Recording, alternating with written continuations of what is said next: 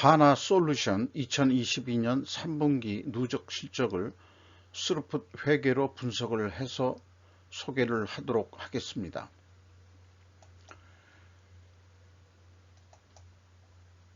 매출은 36.5% 증가했고요. 영업이익은 72%가 증가했습니다.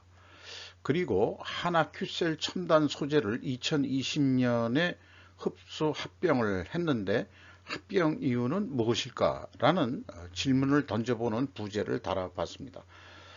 하단에 나와 있는 내용 참조해 주시고요. 내용이 좋았다고 생각하시면 구독, 좋아요 부탁드리겠습니다. 그리고 1.5 배속을 보시면 빠르게 편하시게 보실 수 있을 거라고 생각합니다. 하나솔루션의 사업 업종이 사업 부분이 많은데요. 가성소다, PVC, LLDPE 등의 합성 수지 및 기타 석유화학 제품의 제조 및 판매와 플라스틱의 가공 사업, 그리고 태양광 모듈 공급 등 태양광 발전 사업 관련해서 또 하고 있고, 백화점 및 기타 부동산 개발이 추가가 됐습니다. 하나큐셀 앤드 첨단 소재는 2020년 1월 1일 날 합병이 됐고요. 2021년 4월 1일 2, 4분기 시작 시점에 하나 갤러리아 백화점을 흡수 합병하고 하나 도시개발의 분할 사업부를 합병했다. 이렇게 이제 소개를 하고 있습니다. 그래서 백화점 같은 게 하나 솔루션 석유 케미칼 계통하고 뭐가 어울릴까 이렇게 생각이 듭니다만은 사업 부분이 좀 복잡하게 됐습니다. 그러나 매출 비중이나 그런 것은 매우 약한 거로 이렇게 되어 있습니다. 우선은 원가 회계상 매출은 36.5% 증가했는데요. 가공비 배부 재고 자산이 41.8% 더 증가했습니다. 이것은 이 생산 수급 관리 또 재고 관리가 좀 효과적으로 안 됐다, 이렇게 좀 볼 수 있다고 생각합니다. 매출 원가는 좀 적게 증가해서 매출 이익이 더 53% 증가했고요. 그 다음에 영업이익은 64.4% 증가한 거로 원가 회계는 그렇게 결산이 됐습니다. 그래서 크게 나눠서는 케미칼, 큐셀, 첨단 소재 사업 부분으로 나눠서 표시를 하고 있습니다. 갤러리아하고 그 다음에 하나 도시개발은 어그저리한 그런 사업 부분으로 된다고 볼 수 있겠습니다. 그래서 이런 질문을 던져봤어요. 합병의 원인은 무엇인가? 근데 이제 제가 생각하는 것은 태양광 모듈 사업이 중국 경쟁에 밀려가지고 결국은 어떤 외국의 어떤 사업을 주로, 국내 사업은 주로 중국산한테 밀렸고 외국 쪽으로 사업을 좀 하고 있는데, 아무래도 좀 힘드니까 뭐 의도적으로 의욕적으로 시작했다가 조금 움츠러든 거로 봐서 장래성이 좀 잘 안 보이니까 하나 이 솔루션에 흡수 합병된 거로 그렇게 됩니다. 저는 그렇게 일단 느낌을 가지고 있습니다. 스루풋 회계 쪽으로 보면은요, 매출에 비례하는 매출 재료비가 좀 적게 증가했죠. 매출 증가율보다. 그래서 스루풋율은 더 증가했고요. 41.6%로. 그리고 스루풋율은 1.3% 상승했습니다. 운영비용이 32.5% 증가했습니다만은 생산성 증가했고, 영업이익은 7,124원을 달성했습니다. 그러나 원가회계 영업이익보다는 416억 원이 적은 수치입니다. 이것은 가공비 배부 재고자산이 증가했기 때문입니다.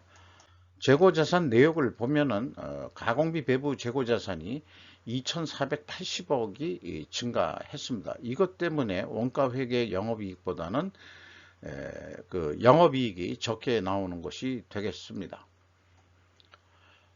여기서 회사 제목이 솔루션이라고 그랬는데, 뭐 어떤 일반론적인 얘기를 좀 잠깐 소개하고 넘어가고 싶습니다. 이게 이제 인과관계에 대한 얘기인데요. 이게 만약 어떤 원인이 있다면은 이펙트 그러면은 결과적으로 이렇게 될 것이다.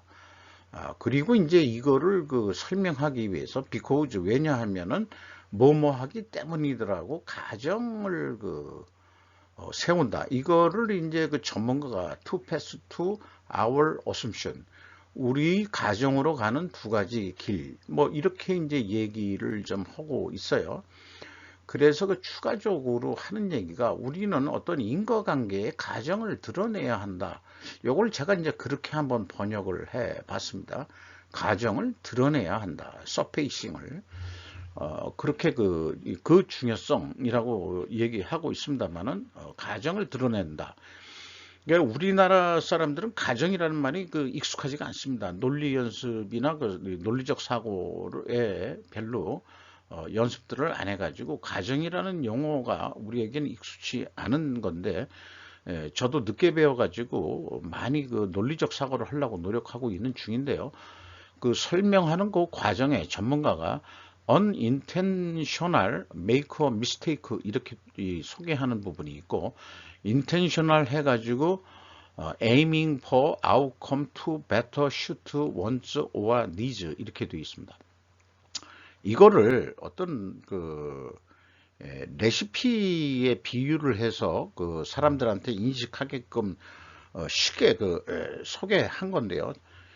제가 스루프트 회계 편집증 환자니까 원가 회계가 본인들을 의도하지 않았지만 결국 오류를 낸다고 해석을 하고 있습니다.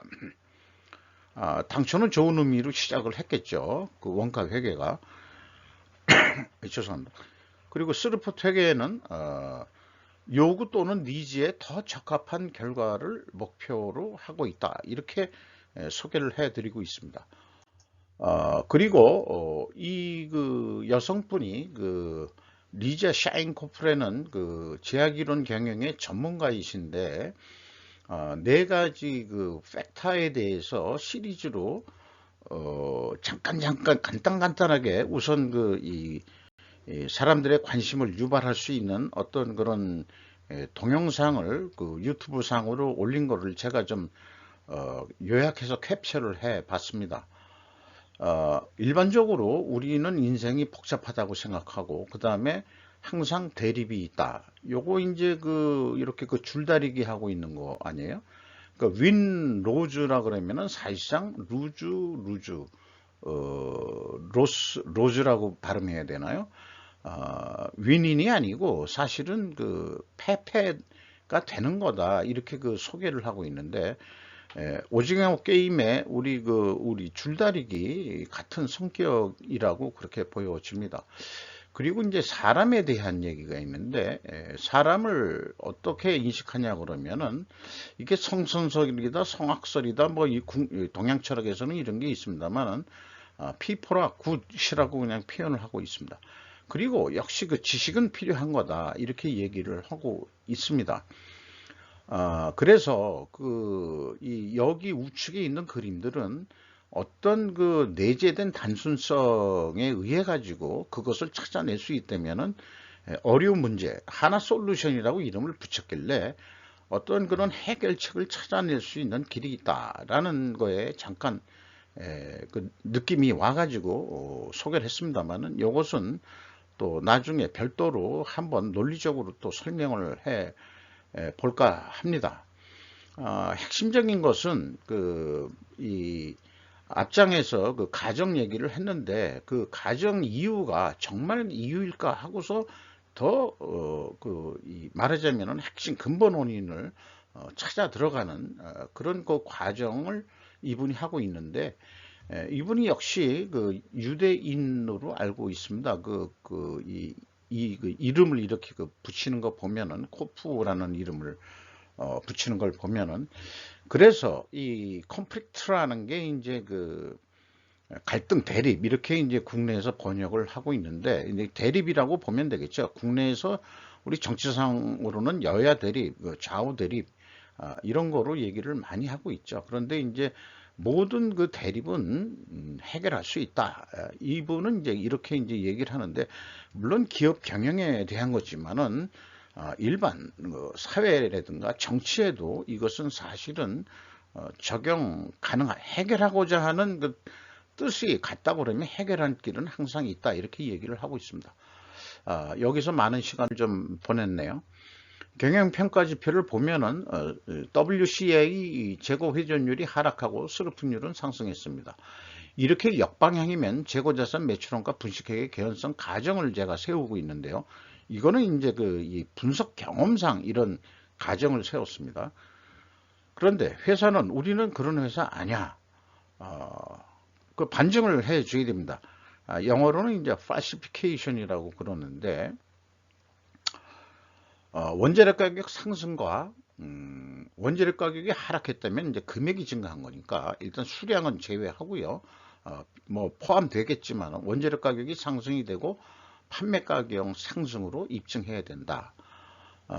그래서 재고 회전율이 떨어졌다는 것은 원재료 가격이 상승했을 거다, 이렇게 추정을 하게 되는 거고, 또는 추론이라고 또 얘기할 수 있겠죠.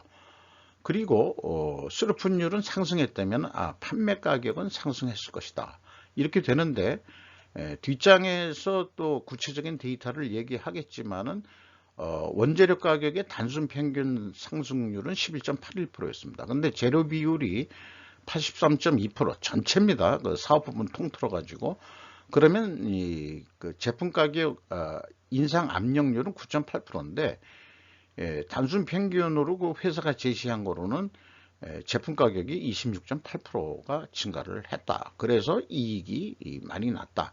그러니까 원재료 상승보다는 제품 가격에 크게 많이 반영을 했다. 이렇게 보여집니다. 하나솔루션이. 요건 뭐 다음 거는 참조해 주시고요. 그러나 어떤 이유에서든지 이자 부채 레버리지율은 37.5%에서 46%로 그 부채 이자 부채가 크게 증가했습니다. 원재료 가격 변동을 보면은 뭐 여러 가지가 이렇게 있습니다만은 11.8%가 증가한 거로 되어 있고요. 그 다음에 그 제품 가격은 뭐 상당히 많이 있습니다만은, 말하자면 태양광 쪽이 그 셀과 모듈이 있는데, 이게 상당히 인상이 많이 됐는데도 판매가 된 것 같습니다. 워낙 원재료 가격이 상승을 해서 그랬는지 모르지만은, 어쨌든 올해 이 태양광 소재 가격의 이 판매 가격은 상당히 인상이 된 것으로 그렇게 됩니다. 그래서 에버리지 단순 평균으로 26.8%, 이 많은 것을 사실 정확히 하려면 가중 평균을 한번 해 봐야 되는데, 그런 거 하려고 그러면은 사실은 제품별 매출액 비율을 좀 알아야 되거든요.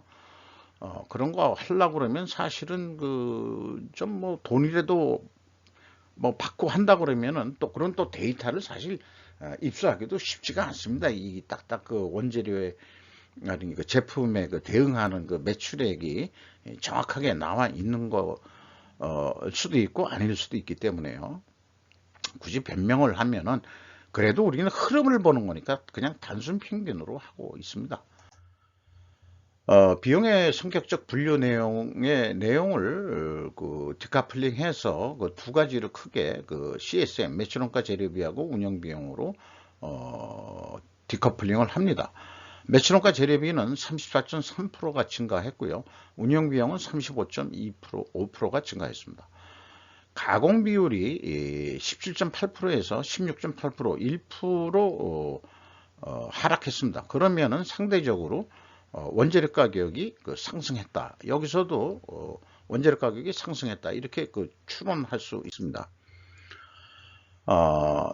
PQ 총 제조 비용의 갭이 있습니다. 그 갭은 결국은 재고 자산의 변동 범위인데, 이 스루프 쪽에서는 상품까지 포함해서 그냥 해버리고요. 전체를 보려고 그런 거니까 회사는 좀 나눴습니다. 그거를 그래서 상품의 이 판매 이 증가액을 가감하면은 일치를 합니다.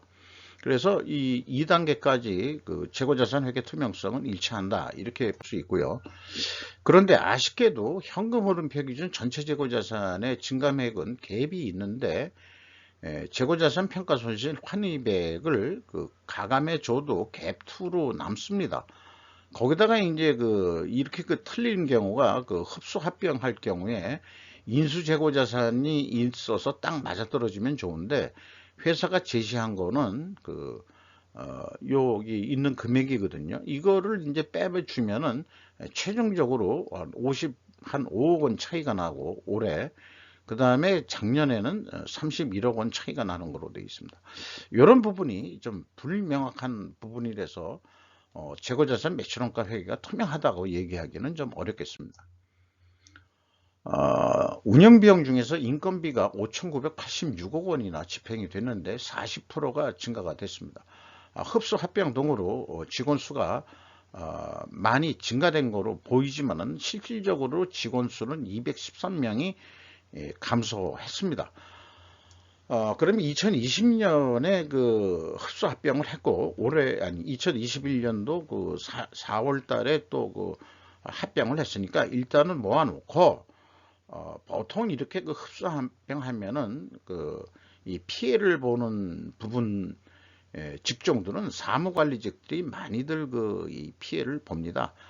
그래서 이렇게 흡수 합병할 때는 좀 자연스럽게 고임금 말하자면은 경력자들을 내보내는 방법도 있고 또는 백화점을 인수했으니까 백화점 사업을 조금 활성화 안 한다 그런다면은 백화점 임금 수준이 좀 낮거든요.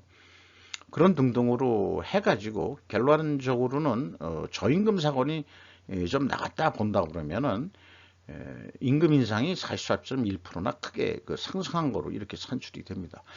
그런데 외주비라는 게 또 43.8%나 증가했거든요. 그러니까 인건비 상승률하고 외주비라는 게 사실은 어떻게 생각하면 성격상 인건비 올려주는 거나 마찬가지거든요. 외주 가공이라든가 뭐 이런 거기 때문에 그러니까 인플레이션에 대한 그런 것들을 좀 많이 반영을 해줬다. 그래서 7천만 원 선이었는데 1억 원 선으로 3천만 원이나 연간 인상이 됐다 그러면은 이 흡수합병에 대해서 나갈 사람은 나가지만 남아 있는 사람들은 충성하게 만드는 방법 아니겠느냐.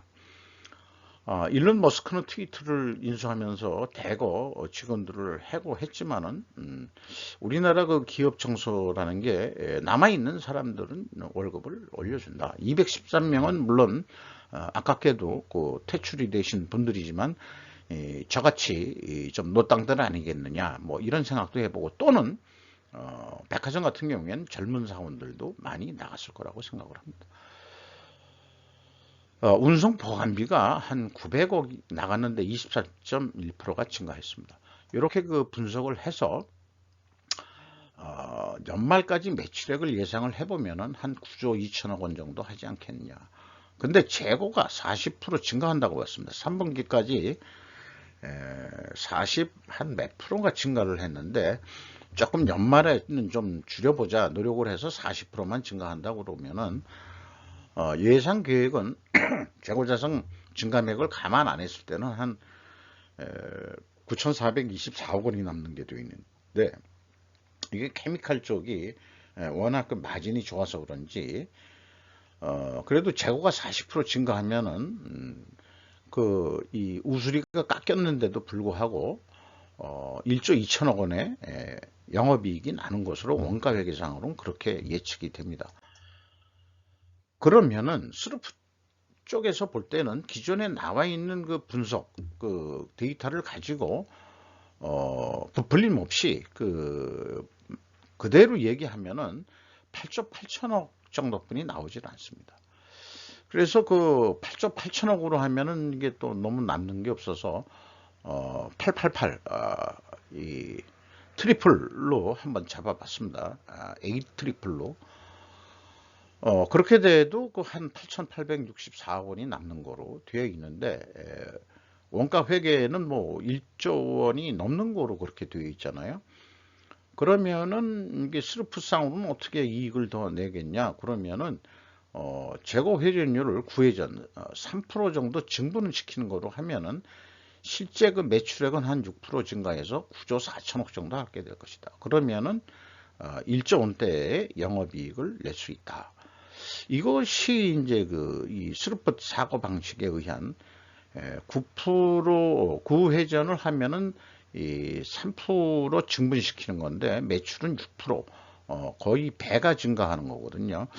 그래서 이런 거를 가지고 그 비선형 그 함수를 좀 반영하는 거로 그렇게 좀 또 말씀드릴 수 있겠어요.